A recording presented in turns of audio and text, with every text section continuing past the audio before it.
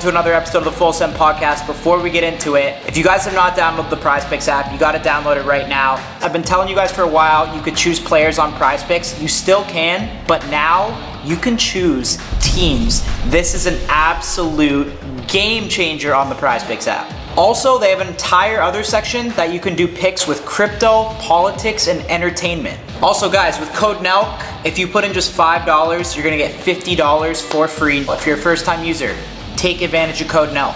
PrizePicks, player picks, team picks, all in one app. Game changer for the PrizePicks app. Let's get into the podcast.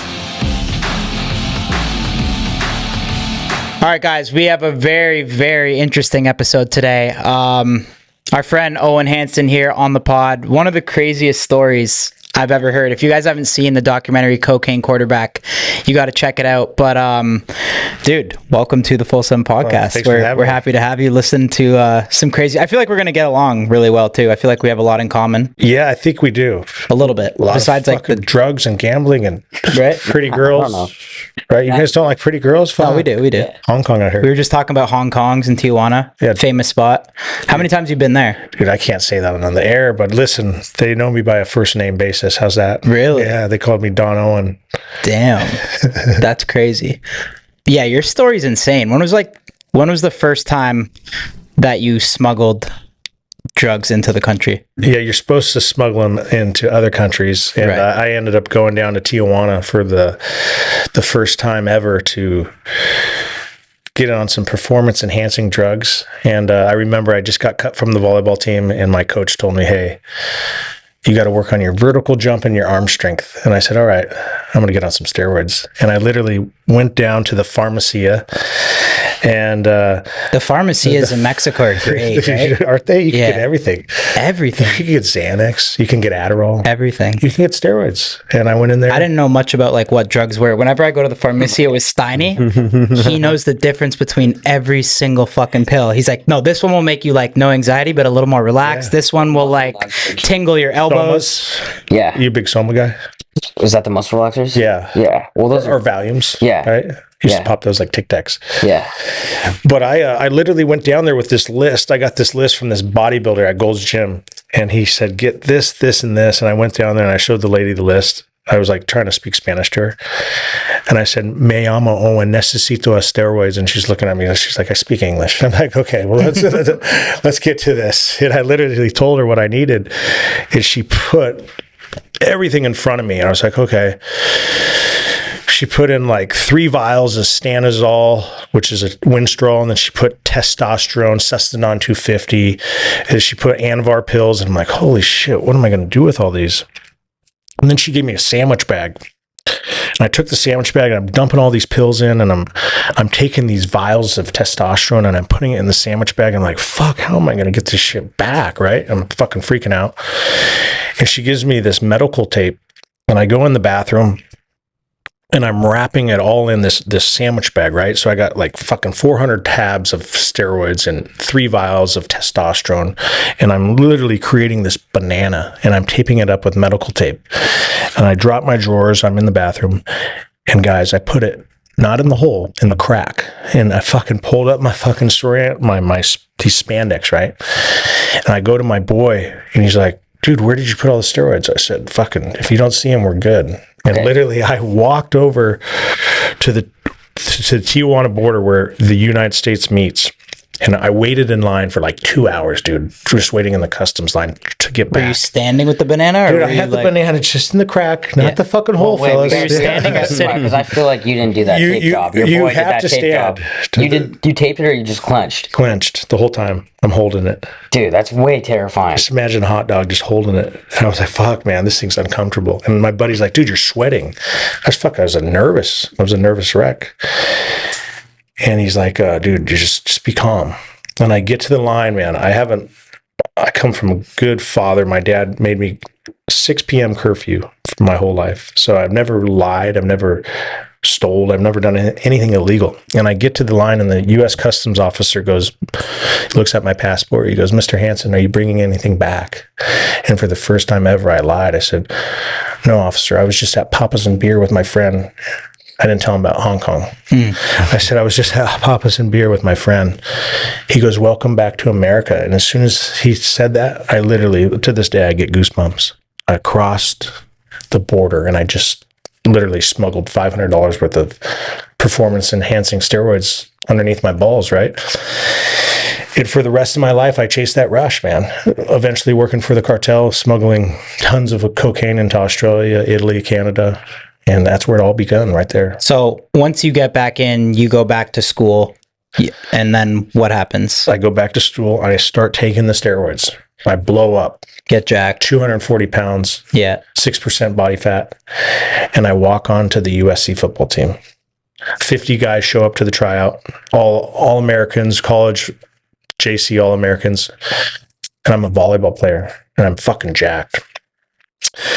And they have me catching balls, and I literally catch 3 out of 5 balls. They have me doing the vertical jump. Obviously, I'm a volleyball player. I jump like 37 inches. And then they say, okay, run the 40. I run a 4.640, which is like NFL combine.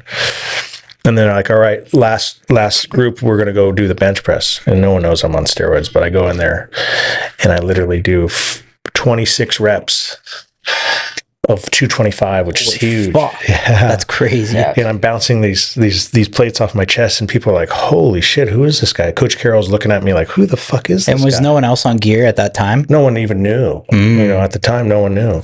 They just think I'm just some species. What year were you at this point? This is my sophomore year in college, so I'm 19 years old. What was it like playing under Pete Carroll?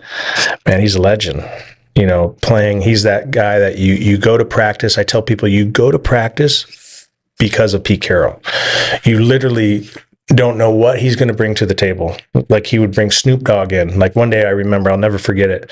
We're just sitting there, and all of a sudden they say, drop it like it's hot, drop it like it's hot. And Snoop Dogg's coming with a mic, and Coach Carroll pulls off his t-shirt, and they're doing a chest bump. I'm like, holy shit, this is fucking Snoop Dogg. That's sick. Right? Like, that's unheard of, right? And he's got Denzel Washington, Shaquille O'Neal, Will Ferrell. They're all coming to our practices, you know. Will Ferrell's dressing out in pads, and just Coach Carroll just brought the energy. He's a player's coach. It's like Coach Prime before Coach Prime. Yeah, Coach Prime's the man. I always think about Pete Carroll because I love him as a coach, but he kind of got away like when USC was going through all the trouble with like Reggie Bush. He kind of snuck out of it and went to Seattle, and they never really talked about that. But that was smart, right? No, he played it He so played well, it well, but, and like, he got paid. He got paid, and they didn't say one thing about it. Yeah. Did you see all that going on, like with the players, because they're having these guys there? And of course, I saw. You know, Reggie and I were great friends. I was in his wedding, but you know, I saw Reggie driving that S500 when he was a sophomore, right? Yeah. And back then, there was no NIL, so guys weren't getting paid, right? And so obviously, we knew what was going on. You know, there's boosters that would give us nice things, and that's life. And you know what? At the end of the day, we should have got those things, because now everyone's getting these things. You know, sure. Caleb Williams made $9 million his last year playing at USC. So yeah, at the end of the day, you know, I tip my hat to the organization that we were part of, and the 2 Heisman Trophy winners I played with. And man, it was an awesome experience. Coach Carroll's a legend, no doubt. So you walked on, and then walked on the team. And what you were tight end, wide receiver? I was tight end. I was a backup tight end. I tell people I didn't belong on the field, no doubt. I was a fucking volleyball player. I never played football in my life, but I literally juiced out of my mind, and I was 250 pounds when I was playing, and I was just a monster. You don't think there was other guys out there in the locker room that were taking juice and it was just not talked about? Listen, we would take the sauce, but we would never take the sauce when we were playing. You know, we would take it on the off season. Mm-hmm. So we weren't taking it during season when we were winning national championships. Yeah. So my argument is like, okay, what were we doing wrong? We were literally recovering our torn knees, our ACLs, and by the time season starts, when we tested negative. We weren't testing positive for steroids. Otherwise, we would have won national championships. So how did it escalate from that to where you really got? You became the team plug, pretty much, right? Dude, I was the man. I'm not going to joke. I literally, I came from this son of a construction worker. I came from nothing, right? And I was like, how the fuck am I going to survive at USC? Everyone's got American Express black cards, Mercedes-Benz. I'm like, fuck. I'm going to just start literally pushing this stuff. And like we talked about, that pharmacy had everything, had Adderall, had Xanax. So I had these fraternity kids say, hey, Dr. O-Dog, do you have a way to keep us up for our finals? We need to study for, I'm like, I'm going to prescribe you 30 milligrams of Adderall. And I would literally go down to Tijuana and I'd buy like 1,000 Adderall for $1 a piece. And I come back and I'm like, okay, $10. And then they're like, dude, we can't sleep. I said, 2 milligrams of Xanax, right? And I'm like, okay. And they're like, fuck, this guy's great, right? And so I'd go down and get the Xanax. I'd buy them for like 50 cents and then sell them for $5. Everything was 1,000% markup. That was my motto. Wait, so did you use that same method of smuggling it back in? Or they had to escalate, right? Once you had to bring more shit in? Banana, remember? Every time? Every time. But listen, the problem was this. I started getting so big on the steroids. One summer, I was wearing a hoodie, kind of like yours, right? And I put this hoodie on. It was fucking 90 degrees, and they stopped me. And they said, they started patting me. And then they started patting me. And I'm like, oh, fuck, they're going to feel the fucking banana, right? And they're patting me. And after that, I was like, okay, that's it. I'm no longer smuggling steroids. So I started bringing girls with me. And I'd have the girls put it in their G-strings and their tits. And they'd smuggle all the pills for me. I'd pay them $100 and I'd give them a night at Papa's and beer. How much were you making at that time in college? Dude, every week I was probably pulling like $5,000 a week. Wow. And I started selling them coke. Like I had friends from Northside Redondo, which is a gang from Redondo Beach where I was from. And they were like fronting me like 8 ounces at a time at like $15 to $20 a gram. And I'm selling it to these fraternity kids for $60. So how'd you transition into like coke? Is it like people just started coming to you and people started asking you for everything, and then people are like, yo, we want blow too? They're like, can you get blow? Can you get ecstasy? I'm like, yeah, I got it all. Did you try the product? Dude, I love the product. What was the most amount of blow you've done in one night? Fuck, that's a good question. I think I've probably done an 8-ball. All to yourself? Yeah, to myself. And that was my norm. Like I tell people, if you have the bag, you got the girl, right? Right? Like there's no, you're the man if you got the bag. But now I realize I said, fuck, I get out of prison, right? I did 10 years, like I said. I said, what can I do to get the girls? I no longer can perform with the bag, right? I'm fucking a convicted felon. So now it's like protein ice cream, right? And Yeah, you got a sweater. You got a sweater vest. Did you like that? Yeah. I just came from a golf event. You got a good look. The drip is nice right now. You would never feel that I was an international drug kingpin, right? If you saw me. How does it escalate from there? You're in college. It snowballs, no pun intended, right? My friends go to the NFL. Everyone's making these $20 million contracts. And I have all my fraternity brothers now are getting paid big money. And I tell people it's crazy because I got a job wearing my USC national championship ring. Right. I didn't bring it today, but I got this job making 6 figures. And I was like, okay, this is it. I'm in real estate. I left everything behind. I took all the drugs and I said, you know what? That's done. I kept up with the Joneses. And now it's time to sell some real estate. And literally the real estate market was great, right?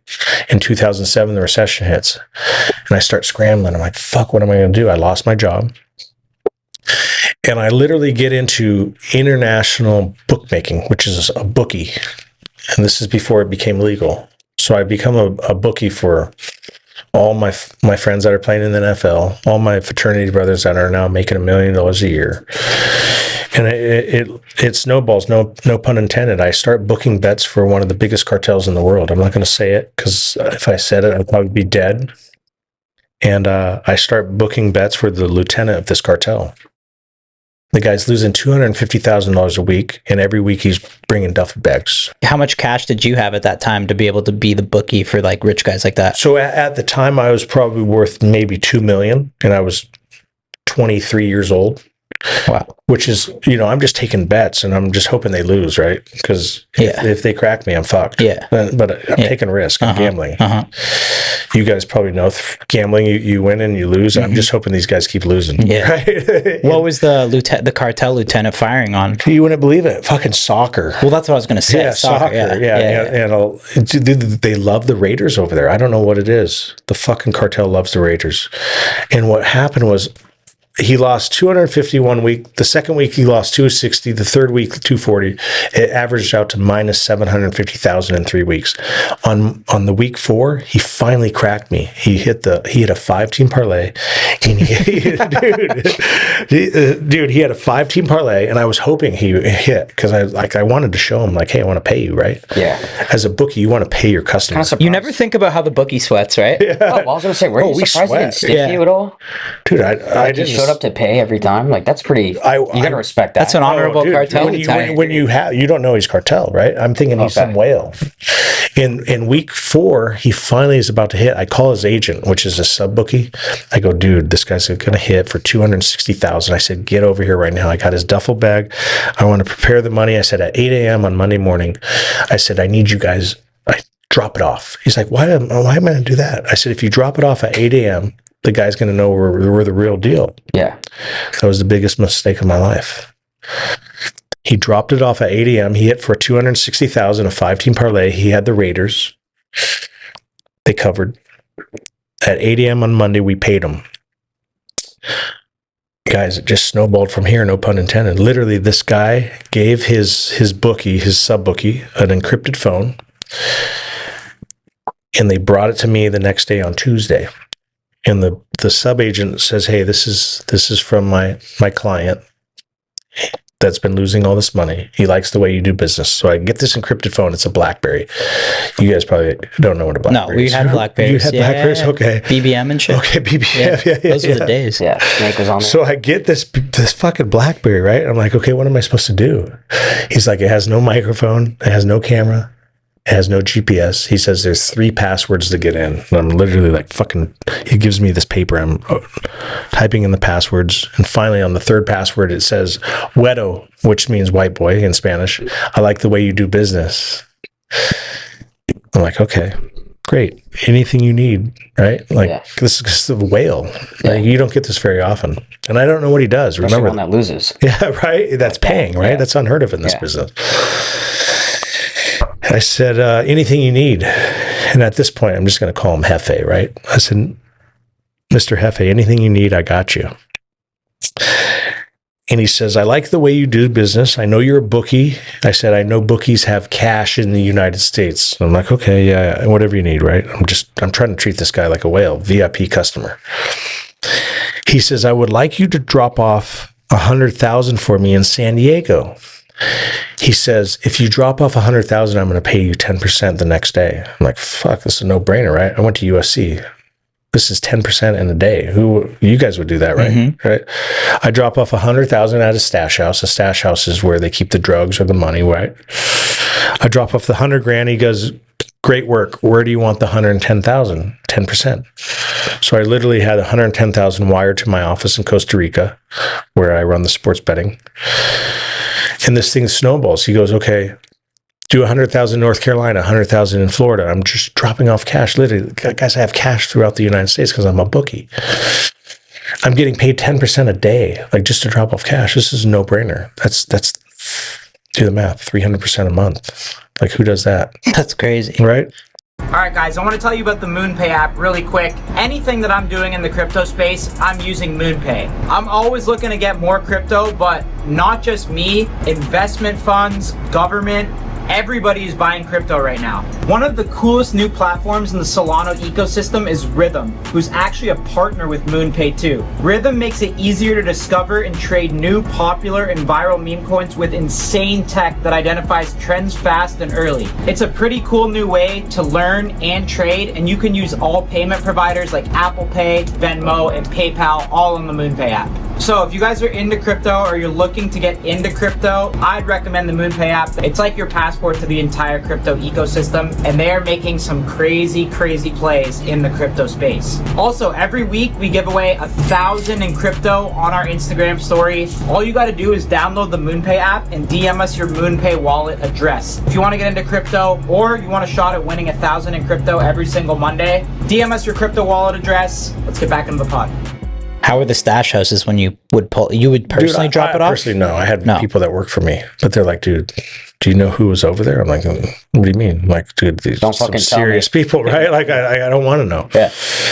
And I was like, okay. And then one day I remember, I'll never forget this day. He says, okay, I need you. This is where I knew this is going to go bad. He says, I need you to pick up $1 million in El Paso. No, it was Brownsville, Texas. I'm like, $1 million? I'm doing the math. 10%, right? I'm fucking 25 years old. 100 grand. That's $100,000, right? I'm like, okay, this is math 101. This is why I went to USC, right? $100,000 in a day. I'm like, no problem. He goes, this is rival territory and we can't be there. Okay. And then this is where I knew rival. Like, okay, this guy's in organized crime. I call my buddy Tank, who's a fucking Avalon Crip. He says, I'm going to put together a UFC fighter, and we have 2 guys go with us on this private jet. I order a turboprop. It's the first time I've ever flown private. I pay him $2,500 an hour. And, Good deal. Right. This is back in 2011. Right. And I'm like, okay. I'm doing the math. It's $2,500 an hour because that's $5,000. It's going to be $10,000 there and $10,000 back. So I'm in at $20,000. And I'm like, okay, I'm going to pay this Crip and this UFC fighter $2,000 each. That's 4. I'm like, dude, I'm in at $24,000. Like, this is a no brainer. I'm going to make $76,000 in fucking 8 hours. Let's run it, right? And we literally pick up this cash in Brownsville, Texas. There's a fucking gardener that shows up with a F-150 pickup truck. And he gives me this duffel bag. He says, "Este para el jefe." This is from the boss. It's $1 million. I get on the plane. I'm freaking out, man. I'm like, fuck, this is cartel money now. I know now. I'm like, I'm freaking out.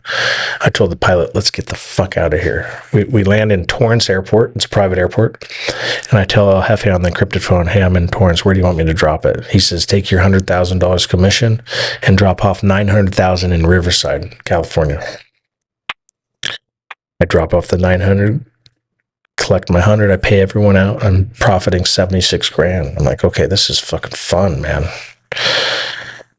And then the $1 million question. He says, what you're doing in the US, I would like you to do in Australia. He says, I'm going to pay you $1 million a day. What? Because they fucking love blow over there. Dude, they love it. They love it. Fuck, you've been there? We've been Dude, there. they fucking love it. Yeah. They call it the rack, huh? They love it. Dude, they love it. Yeah. $300 a gram over Australians love cocaine. They call it the packet. Yeah, there. The packet. We call it the rack back in the fucking early 2000s. The rack. They're like, hey, let's get some of the rack. It's been cut like 3 times by the time they've done it. So I was bringing Pier, like it's coming from Colombia. And so I said $1 million a day. I'm thinking, okay, I'm that son of a construction worker, $1 million a day. I'm fucking 26 years old. I'm like, okay, let's run it. And I literally get in Australia and I put together this team. And I got a guy that I'm going to give it to, and he's going to distribute it. He's this international drug kingpin. What city did you go to in Australia? Sydney. I was in. Fucking hottest chicks too, Fuck, right? Are they? They love us. Gold They Coast. love Americans, huh? Gold Coast. Dude, I haven't been. I went to Melbourne. Gold Coast. Melbourne. I went one time. I went to. I Perth. actually don't understand how they're There's so some- hot. there's It's some in Melbourne. fucked. Hey, their accent's so sexy, huh? Yeah, it's insane. Dude, and they love Americans, huh? And if you have the rack, the bag, dude, it's over. Right? Girls in Australia love the rack. Yeah. So they'll sniff it right off your dick. Right? Dude, I remember just fucking lining up big lines, and it's just, I'm like, God, these Australians are awesome, That right? sounds lit, Dude, yeah. it's fucking my type of girl. Yeah.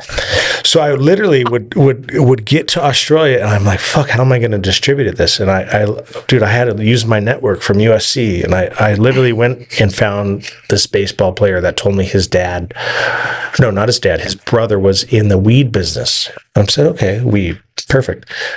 International weed business. I literally used my Rolodex. I went to this baseball player that was at SC, and he said, dude, you got to talk to my brother. I go to his brother in San Diego. He goes, dude, I'm in the weed business. I'm not in the coke business, but you got to meet this Italian. He worked for the Lucchese family. The Lucchese family is the mob, right? I go meet this Italian. I start talking business. He goes, no. You're not talking to me in the U.S. about anything illegal. He says, I've been indicted. I've been arrested. I don't talk about this in the U.S. And he says, if you want to come to me and talk to me about business, he says, meet me in Naples, Italy. Remember, $1 million a day. That's all I'm thinking. I said, fuck it, let's fly to Naples. So I go to meet him. He's got this fucking huge compound, literally winery, villas, 2 villas. And we're in Naples, Italy. And I meet this smelly Italian. I give him a fucking Italian kiss on each side. And the guy stinks, reeks, right? I'm holding my breath. And he's like telling me, listen, what are you here for? And I break it down to him. I said, dude, I got cocaine in Australia. He goes, you're out of your mind. He says, no one has cocaine in Australia. I said, dude, I got a fucking cartel member that's been gambling with me. He tells me there's a ton of cocaine in Australia. He goes, stop wasting my time, right? He says, you go to Australia, and when you see the Australia with your own eyes, when you see the cocaine, he says, then call me. He says, stop wasting my time. Get out of my country. Dude, I was humiliated. Fucking 26 years old, and I'm like, fuck. So I tell this cartel boss, I'm like, hey, I got someone to buy this cocaine. I lied to him. He says, okay, well, let's get to Australia. So I fly to Australia. I'm in Sydney now, Darling Harbour. And now I got to lie to the Italian. I tell the Italian, I have already given him an encrypted phone, and I tell him, hey, bro, I just saw the cocaine. You got to get over here. I lied to him. I didn't see it. So he flies over. Now I'm playing the cartel boss. I'm like, hey, I'm ready to go. Right? And he goes, okay, go to the Four Seasons Hotel. He says, as soon as you get a room, let me know the room number. I get to this room at the Four Seasons. I think it's 428, and I got a room for, we'll call him Uncle Louis, the Italian, right? 426, I believe he was. We put him in the room, and we'll call him El Jefe, the cartel boss. I said, El Jefe, I'm in room 428. He says, give me 30 minutes. 30 minutes comes, this guy knocks on the door. He's in a DHL outfit, and he brings me a package. I'm freaking out. Like, fuck, what is this? I'm knocking on the door. I'm telling fucking the guy next door, this Uncle Louis. I'm like, hey, Uncle Louis, get over here. Anything over 2.5 kilos in Australia is a life sentence. So I'm freaking out. Oh, dude, have you ever seen Locked Up Abroad? Have you seen that show? Oh, yeah, of course. It's the most terrifying thing I've ever seen. Yes. When you smuggle shit internationally, they put you in dirt cells. It's over. For your life. Yeah. A life sentence for 2.5 kilos.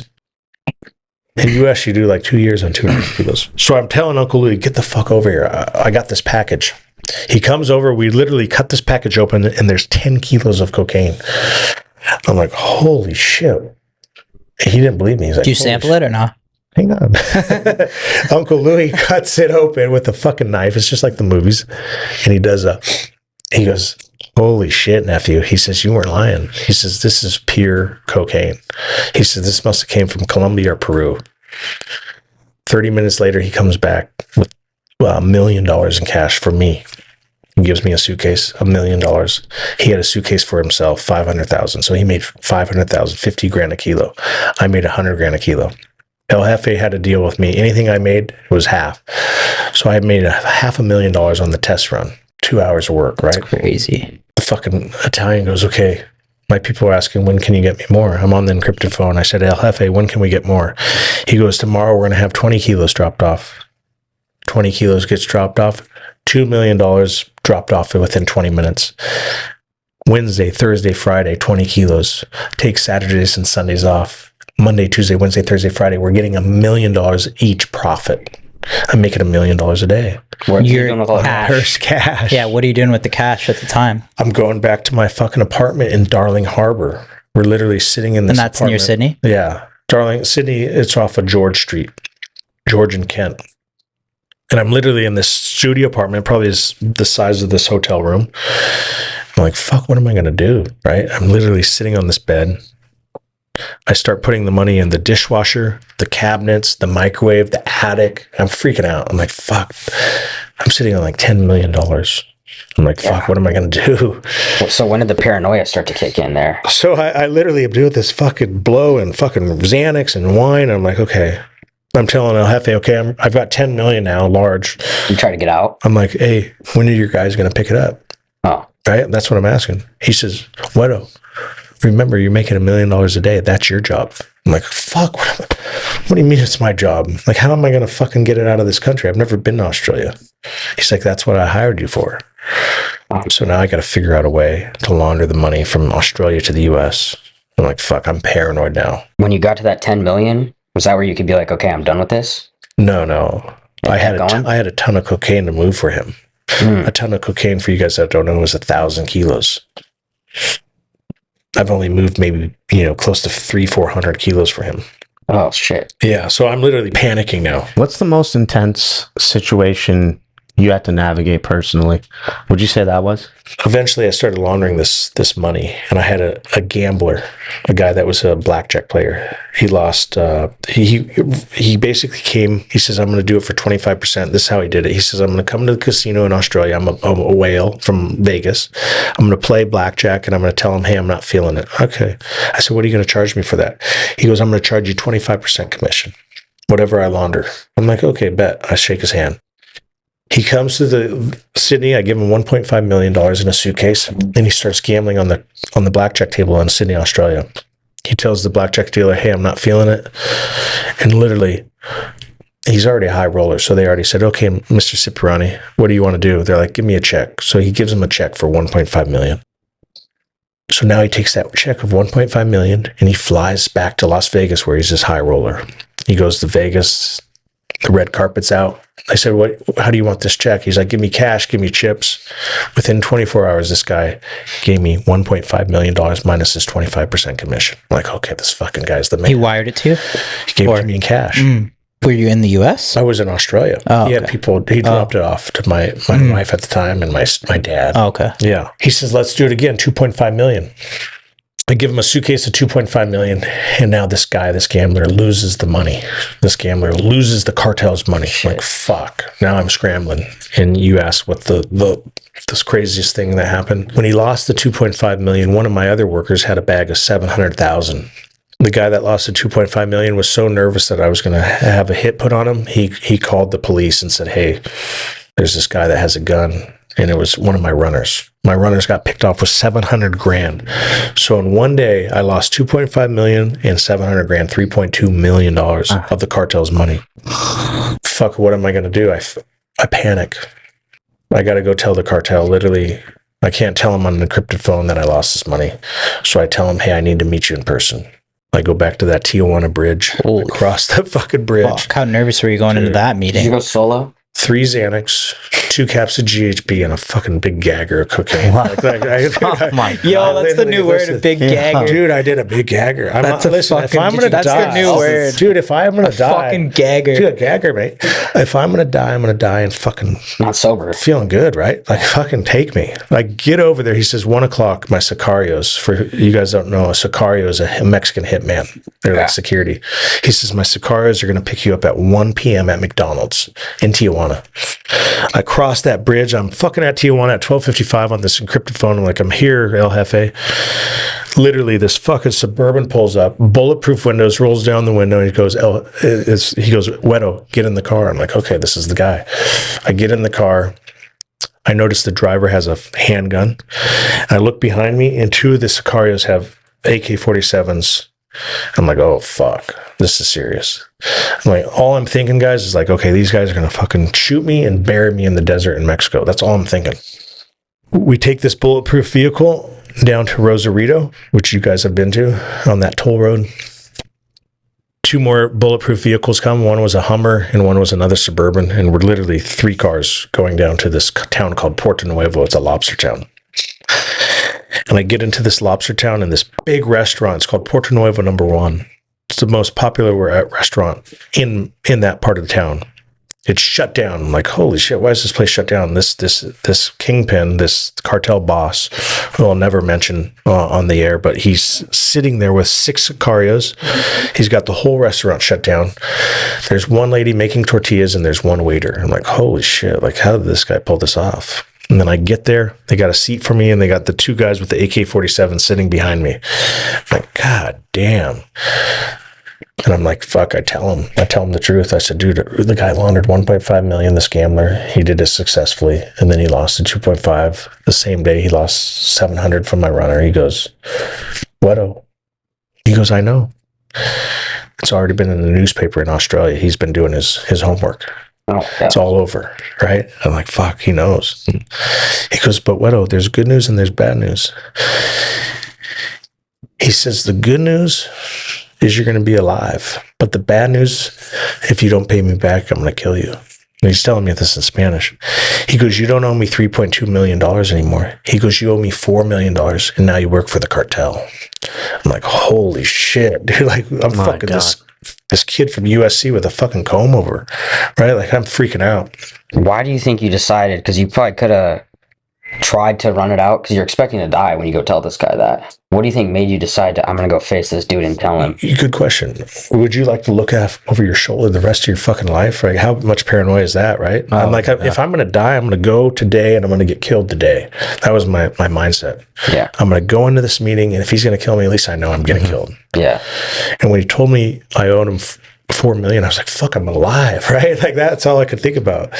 And if you use your mind, you can get through anything in life. And Your mind and a little gagger, right? dude, big gagger, fuck. So he finally, hey, listen, he said, fucking let's drink. And he cheers, dude. I fucking drank these margaritas like you would never before. Like literally, I was like, fuck yeah, I'm alive, dude. I guzzled these fuckers.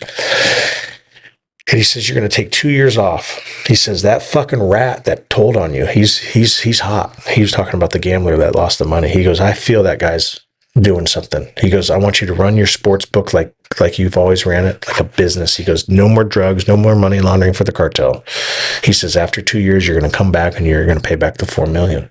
And that's what I did. I took 2 years off and literally fucking the day of 2 years, he messaged me on that encrypted phone. And he says, it's time to go to work. Have you figured it out?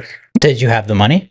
No, I didn't have the money. So the rule was, he says, you're now going to bring the cocaine into Australia. He says, you're going to figure out how to do it yourself. You're not using my routes because you're hotter than fish grease.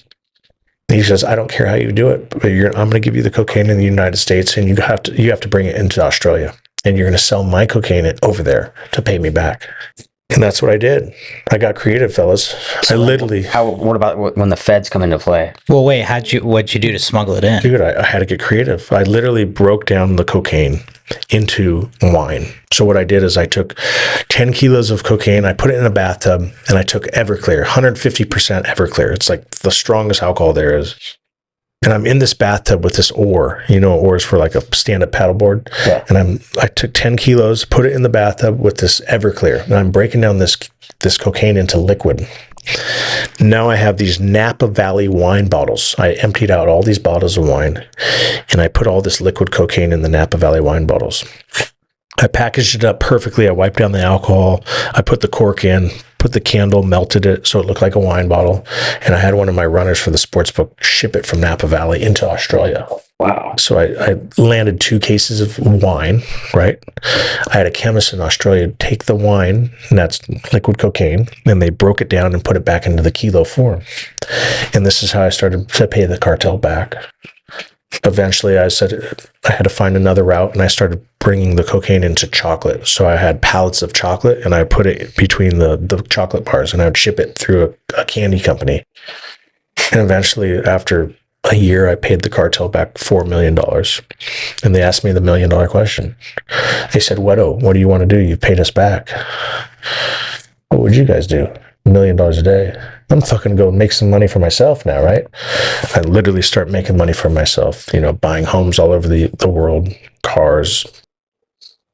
And within 4 weeks, the FBI ends up setting me up. They become my money laundering guys. They handle all the cash. They take the cash and they take it from Australia and bring it into the US, and they charge me half of 25%. They're charging me 12%. The feds are doing this. And unbeknownst to me, I didn't know they were the feds. They're golfing with me. Yeah, how did you get gambling. that stuff's interesting to me. Okay. How do they infiltrate? How they find you? So my mates from Australia, they said, hey, we found these guys. They came on this yacht in Sydney. And he says, man, these guys were on the yacht partying with us. They had encrypted phones. He says they were drinking, they're doing coke. And I'm like, okay. He says they're in the money laundering business. I said, okay, well, what do you want to do? He goes, let's try them out. He goes, they're 12.5%. That's half of what we're paying. I'm like, fuck, that's unheard of, right? So he goes, I'm going to give them 10 grand just to see if they steal the money. So he gives them 10 grand in Australia. This guy comes back to San Diego, and we meet up for golf. He brings the 10 grand and he takes his 12.5%. And I messaged my mate in Australia. I go, dude, this guy's the real deal. He just paid me the money minus the 10% or the 12.5%. He's like, okay, well, let's do another. So we do 500,000. Boom. We pay him the 12.5%. I get the cash minus the 500. I'm like, okay, these guys are fucking bad motherfuckers. Like, we're talking fast. All right, guys, 2026 is here. Don't wait any longer to start that business that you've always wanted to start. If you guys need help starting a business, you gotta use Shopify. Ever since we were shipping merch orders out of my garage to when we were in the LA mansion at the Cloud House doing 300,000 people on the website at one time, Shopify was always the business behind the business. They handle all the boring stuff like inventory, shipping, and returns. And now they got all this AI stuff too that we didn't even have back in the day. It's like you have your own marketing team with you with Shopify. They can handle a small business or they can handle the biggest businesses. They have brands like Gymshark, Mattel, and like I said, Full Send and Happy Dad. So like I said, guys, there's never gonna be a good time to start that business. Just do it. I got you guys on a sweet deal that you guys can take advantage of. Go to shopify.com/fullsend and you can sign up for a $1 per month trial. Shopify.com/fullsend. 2026, make it your year. Try out Shopify and take your business to the next level today. Okay, so when you're playing golf with them, because in like movies and stuff, people start to think like, "Yo, is this guy fed or wearing a wire?" How You didn't have any like thought like these guys are. They so blended Listen, out well. I'll tell you why I didn't, because they had encrypted phones. Anybody in the encrypted phone game is like, you're working in the game. You're part of the fucking drug game. If you have an encrypted phone, those things are $1,000 a month. And then the key was this: these guys are betting on my website. They're betting on sports. So I'm like, okay, these guys are the fellas. Yeah. And I'm popping Vicodin and I'm drinking vodka, and guess what? They're popping Vicodin too. I'm like, So they're doing the drugs. They're Yeah, doing the you're drugs. not So I'm gonna like, think. there's no way. But remember, That's kind of sick as an Vicodin's- informant. You get to like actually like be in care. Like you But get to like think about party it, and Vicodin shit. is a prescription drug, so they Yeah. can get a prescription. Right. They never did the coke, and this should have been the fuck. Every time I talk about this should have been the kicker. We were in literally Miami, and I invited the guys to the strip club. They turned me down. I'm like, fuck, are these guys gay? Like, I was like, why don't they want to go to the strip club? Like, oh, we got to get back to our wives, right? So fast forward 2 years when I'm now sitting and reading my discovery, I'm in prison.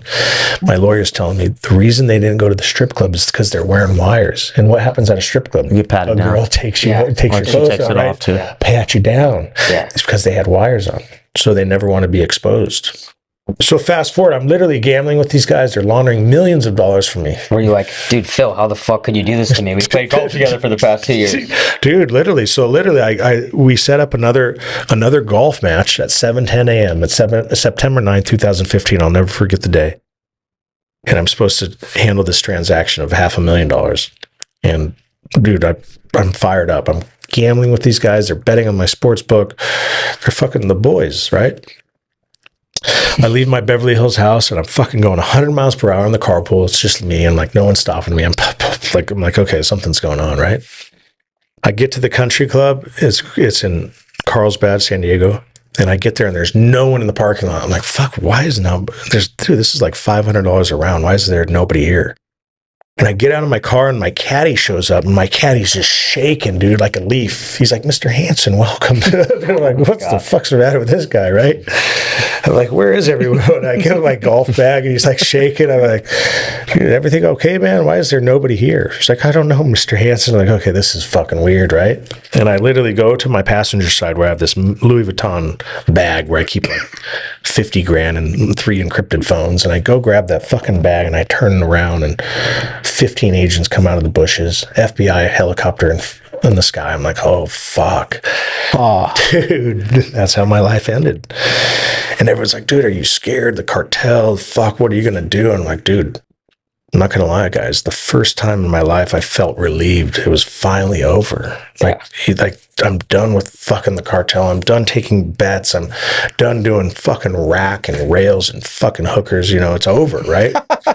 Dude, it's you're like, fuck, it's finally I can go rest. Right. Yeah. yeah. So you get locked up and then just straight in. How big, like how good, strong was their case? They had Dude, everything. the case was everything. They indicted 23 of my friends, Oh my god. my accountant, my CEO, my fucking private investigator, my fucking buddy that won 3 Super Bowls, for 2 with the Broncos, 1 with the 49ers. Who was that? Can we say? Derek Lavelle. He played back in the day. They subpoenaed Jeremy Shockey, Reggie Bush. All these people are like fucking freaking out, right? Oh my God. And everyone's freaking out. Yeah. And I'm sitting in a 6x8 prison cell going, fuck, what's going on? And what were you charged with? It's called a RICO, right? A racketeering, influence, corrupt organization, which is what they charge the mob with. It was called distribution of cocaine, money laundering, and illegal bookmaking. So it was 3 charges, and I got sentenced to 21 years in federal prison, and then I had a life sentence in Australia. And how much time did you end up doing? I ended up doing 9 years behind the fence and a year and a half in a halfway house. Can I ask how much assistance you did? You could ask, yeah, but I'm going to tell you, you got to watch the docuseries. Yeah. Yeah, because there's definitely some assistance, but it's not the cartel. Otherwise, I won't be here today. Right. Let's just say I had a corrupt attorney, and it worked in my favor. I tell people I won the lottery in life. I mean, in that interrogation, the whole point is that it's just to get more and more out of you. That's their job, right? Yeah. And I told them for 2.5 years while fighting my case, it's not going to happen. I'm not going to sign a death certificate. I got a wife. I got fucking a dad, a mother, sisters. As soon as I give them information on the cartel, it's over. What'd you do when you were locked up? And how were you treated when you got in there? What jail was it? Where? Well, it's a prison, right? Because jail, you go to fight your case, and then you go to prison. So, I started at United States Penitentiary in Lompoc, where you're with like lifers, guys that are never getting out. And I remember I was with Big Meech, Harry O, who started Death Row Records, big names, right? And you're just like, fuck, I'm never getting out. Like, it's 21 years. And then I eventually got down to FCI, Lompoc, and then I went to Victorville, and then I went to Colorado. Where? In Colorado Springs? No, Colorado, Inglewood. Yeah. Yeah, it was cool. Exactly what that is. Dude, it was a great prison. You know who I was with? Jared Fogle. Remember Subway? The Jared Fogle's that guy? Yeah, he was there. He's a fucking child They got that one, and they have where Chapo's locked up. Chapo's in ADX, which is in Florence. Right. That's like 30 minutes down the road. Yep. He's never getting out. I don't think so. I know, he's not. So how did you get out early? I told you, we got to watch the docuseries. Oh, okay. Yeah, but definitely we had a corrupt attorney, and I was able to prove that he was corrupt. I didn't have to tell on the cartel. And literally in prison, I went back to school. I got my master's degree. I wrote the book, The California Kid, which I gave you guys. And I started teaching these kids to get their GED. There's a lot of dumb kids in prison. They're uneducated. And if they have their GED, they're able to, make more money in prison. So I started teaching these guys and helping with their GED. And then by accident, man, I'm not going to lie. I started a business. This is a crazy business. Taking my protein shake, I was really into fitness. I was taking my protein shake every day. I would take these empty peanut butter jars, and I would take the milk from the commissary, and I put these slices of banana we got from the kitchen, from the chow hall, and then I put peanut butter, and we got these protein shakes that we could buy on commissary, and every day I would shake them up. And in prison, we don't have refrigeration. So I would take a mop bucket, the thing you use to clean your cell, and I would fill it up with ice. And I would take these protein shakes and I would stuff it in there. And it would be a cold protein shake, right? So in prison, I told people hey, in prison, I work out, I drink, I have my protein shakes, I have my meal prep. I've trained my mind to feel like I'm on the outside, so I don't feel like I'm in prison. I start making these protein shakes, and one day we ran out of ice. My cellie goes, hey, we're out of ice. I said, well, fuck, what are we going to do? I need a cold protein shake. He says, well, we could put salt. He says, we put salt and make it cold. I said, oh, fuck, put some salt on there. I go work out with my crew, and I come back, and I go grab my protein shake. It's fucking rock hard. I go, fuck, man, my protein shake's rock hard. What am I going to do? He's like, dude, just fucking open it. Eat it like ice cream. So I'm literally eating it like ice cream. I'm like, dude, this is amazing. And then the fucking light bulb went on in my hair. I'm like, dude, this is my new hustle. So in prison, now I'm making these peanut butter jars full of protein and they're ice cream, and I'm selling them for $15 a jar, right? And people are like, dude, you're crazy. You're fucking selling ice cream in prison? There's no ice cream in prison. I'm like, dude, fuck, this is fucking fun, right? Come Super Bowl, I have pre-orders for 50 of these fucking protein ice creams. Really? Just from inmates? Just for inmates. And they're paying me. They're like, dude, and everyone's telling me dude, Owen, you're making more money than the prison guards. I'm like, fuck, you're right. I am, right? This is my hustle mentality. I'm like, dude, this is... Were you saying by the time it was the Super Bowl or for the Super Bowl? For the Super Bowl, everyone wanted. I literally made 50. That's a big event. It's a big event, right? I get out of prison, and guess what? I get in the halfway house. I'm stuck in this halfway house. I'm like, fuck, what am I going to do? I'm a convicted felon. What the fuck am I going to do? I call my buddy from Miami. I tell him my story. I said, dude, I was selling fucking ice cream in prison like I was selling cocaine on the street, right? And he was like, dude, what are you talking about? I said, dude, I was selling protein ice cream. He said, protein ice cream? He's like, I've never heard of that. I'm like, you never heard of it? So I start Googling. I never used Google, right? I'm like, protein ice cream. There's a company called Halo Top. Those are good. They're terrible. There's 5 grams of protein, right? I'm like, no 5 protein, grams. but there's only 100 calories. 100 calories. Yes. Okay, so I'm like, okay. Well, in prison, I was making these protein shakes with 40 grams. So I said, you know what? Try 'em. I said, I'm going to start one. And literally, I started this brand. Flavor. Here, let me get the bottom one. Dude, this is I'll take the bottom one. Oreo, yeah. Dude, don't try that right there. That's an orgasm in your mouth. I don't care. It doesn't matter. Dude. So what, 20 then you got grams. into this So now? I got into this and I started making protein ice cream on the street. And I'm literally selling this shit like crack cocaine in the 80s. This right here, I think has 8 net carbs, less than 250 calories, 20 grams of protein. Monk fruit is your sweetener. Yeah, this is really good. I eat 4 a day. This is cake batter. Strawberry. CaliforniaIceProtein.com. But a lot of gyms and nutrition stores. I'm in New York, Miami, New Jersey, Philly, and California, and Vegas. Mostly gyms and nutrition stores. When did you get out?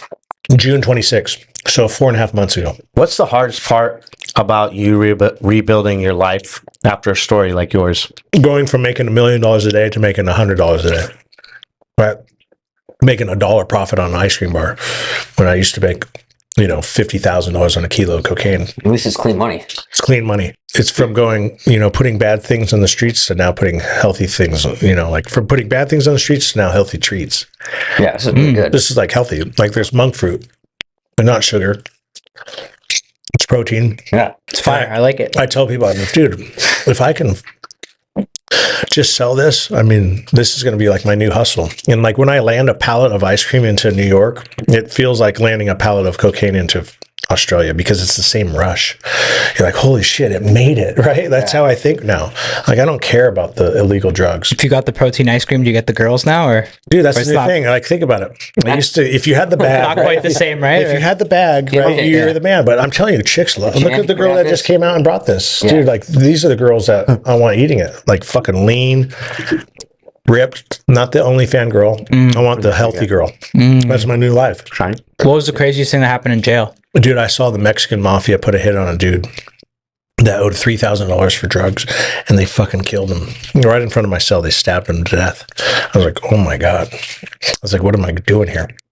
I saw 2 guys overdose on heroin in the same cell. They both took a shot. We were all just sleeping, and all of a sudden the guards came to the cell, man down, and they both overdosed on heroin. Has anyone ever tried to get at you No, in prison now? no. How did you stay safe in there?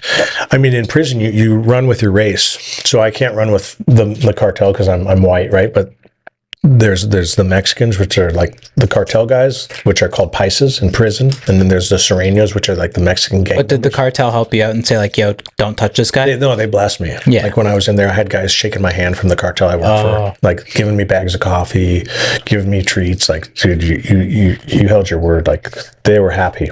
Right. And that helped me in prison because people now are like, damn, who is this guy? Rolling Stones did a magazine. Mark Wahlberg obviously did the documentary. So people are like, dude, who's this fucking guy? So it helped me. Yeah, you put this completely behind you, but what do you miss most about the game? Besides the money. Chicks. Dude, Chicks are still yeah. they're going to come. You're looking Dude, good. I got yeah. the fucking ice cream. Yeah, you got more level-headed women now. Dude, I Chicks probably love your get story a too, more right? healthier girl now. Yeah. Right? I used to get those girls with the big fat asses and tits. Yeah. Like I said, they love the bag, right? But now I get the more healthy girl that's more into their health. They want to, instead of going to do a line, they want to go have a smoothie at Air One Bar, right? It's a different type. Better life. It's a way better life. And I'll be the best thing about life. I don't have to look over my shoulder anymore. Yeah. Like I have. Paranoia. Yeah, no more paranoia. Are you just addicted to the sweat of like... I played for the rush, man. I was an adrenaline junkie. Like you guys probably know, you gamble on sports. You remember that feeling you're chasing? That's how it was every day. And if you can't control it, and it's a dark fucking hole. It's definitely a dark hole. Once you go down that rabbit hole, it's hard to get out. I tell people, I speak to kids now, Pop Warner and college students at the athlete level. I said, guys, trust me on this one. This is where I started. I started with the sports betting. Yeah. And it snowballed. I went down that rabbit hole. And once you go down that rabbit hole and you're making, $1 million a day, you're not going to leave and go work a 9 to 5. No, it's crazy too. That's still as popular as today. And I was going to say, like, I went to CU, Boulder. Oh, yeah. Dude, every final, every kid was on Adderall in the library. Then, they took to sleep the day after the test. Like, It's the it's norm. so popular. It's like, Yeah. Everyone's prescribed it now, right? so it's honestly a problem, but it's like, Obviously, it took you down a different path, but I'm surprised it doesn't. It probably messes up a lot of people. We just don't hear about it as much. Oh, for sure. Thank you. Who's one person you wish you listened to back then? My dad. You said he raised you like super. My dad was so strict, and he said, "Son, you got to get into the construction business." He goes, in the long run, slow and steady wins the race. My dad used to tell me that all the time. Did he know what you were doing? No, of course, you can't tell your father you're fucking Kingpin, right? Well, someone had to be curious. No, he started to realize, like, I took him out, I remember in college, and I had a Mercedes, and he's looking at me like, dude, son, how are you getting this car? I'm like, the boosters, right? The boosters. Oh, yeah. So he kind of believed it, and then when I got out of prison, or not out of prison, but when I got out of college, and I'm making good money, and I'm starting to build like houses and stuff. He's like, fuck, my boy's really doing it, right? He's thinking it's all the USC alumni. It's something you just can't tell your dad. Of course. When he visited me in prison, he's like, dude, fucking you lied to me, son. Like, Dad, I wasn't going to tell you I was fucking selling a ton of cocaine, right? Yeah. He's like, son, I'm very disappointed. And, at the end of the documentary, he's there at the prison greeting me, and he's been there visiting me every 3 months. He'd come and visit me in prison. So he was my rock, right? I just kept telling myself, I gotta get out, make sure my dad's still alive. He's my best friend. Yeah. 9 years is a long time to do. So Yeah. you came out, you seem like you're level-headed and like Dude, you're ready yeah. to go. So that's pretty impressive. Yeah, just adapting to this real world, right? The social media. What was it like getting out for the first time? Dude, the phone, right? You get it like Uber Eats. I'm like, what the fuck's Uber Eats? Yeah, I'm like, Bluetooth. I'm like, what the fuck is Bluetooth? There was no Bluetooth? Bluetooth. There was no Bluetooth? No Bluetooth. I'm putting these things in my ears, and these guys are like, hey, you got to get That shit still doesn't work though. Sometimes not as good, Bluetooth. right? So It's still not there somehow, right? It's It's hard 2025 and step-by-step Bluetooth sometimes. still doesn't Especially fucking in fully short work. lays. right? People are like, Yeah. hey, I hear an echo. I'm like, fuck. Such a hard step. Right? Dude, another one was like Amazon next day. That was unheard of. OnlyFans, right? I'm like, what the fuck is this? OnlyFans, right? Like, what am I supposed to do with this? This girl's banging herself and she wants $10 an hour, right? I'm like, what the fuck? I'm like, man, this is like the new world we're living in. Yeah. So I tell people, if I don't do good in the ice cream, I'm going to OnlyFans, fellas. Right? Oh, yeah. What was the crazy thing you saw the cartel do? Oh, dude, I saw a guy, one of the guys that worked for the cartel, his job was to bring 100 kilos from Guatemala. And the guy brought the 100 kilos over. And I remember it. The cocaine wasn't cocaine, it was drywall powder. And he says, hey, you just bought $1 million worth of drywall powder. He says, if you don't go fix this, you're going to be dead. The guy had to go over there, bring him back to Mexico from Guatemala. And he had to take his head off. They fucking cut his head off with a chainsaw. And I saw it with my own eyes. Like, oh my God. You saw a guy's head get cut off with a chainsaw. Yeah. What were you doing? Holy shit. I was like pacing over around the there. room, trying Dude, not what to am I look? supposed to do? Call my Leave, mom? I would have had to leave the room for that. I actually I might have called my mom and I was and got picked up. listen, guys, I'm fucking knee deep in the cartel at this point. Yeah, it's You fucking can't terrifying. do anything. Like, Did you meet like the leader of a cartel? I meant the lieutenant, which is like, what's the hierarchy with I that? mean, it goes, so you guys know, it goes El Chapo Guzman, Also, what? and then the lieutenant's right under him. And let's just say this, he's not in prison, so he's still active. So he's high up there. Holy shit. Yeah. So, I don't tell anybody who I was working for, what cartel I was working for, but, if you watch the docuseries, obviously the DEA and the FBI, they think they know who, but I'm never going to confirm or deny. I can't.